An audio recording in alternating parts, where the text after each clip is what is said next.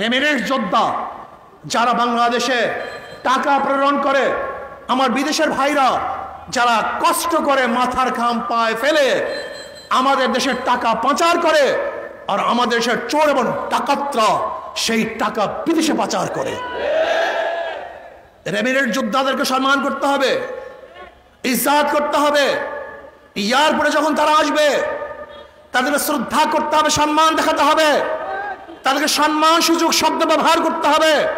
মোহতারাম, জনাব অথবা স্যার বলেন, যে এই শব্দগুলি সম্মানীয় শব্দ, এই সম্মানিত শব্দ তাদের জন্য প্রয়োগ করতে হবে। তারা আমাদের যোদ্ধা, তারা এই দেশের রেমিটেন্সকে উন্নত করার জন্য, আমাদের অর্থকে চাঙ্গা করার জন্য তারা সবচেয়ে বড় যুদ্ধ করতেছে। কাজে তাদের জন্য আমাদের মহাব্বত, ভালোবাসা সব কিছু জাহির করতে হবে। তারা আমাদের দেশকে বাঁচাবার জন্য হাজারো চেষ্টা করতেছেন।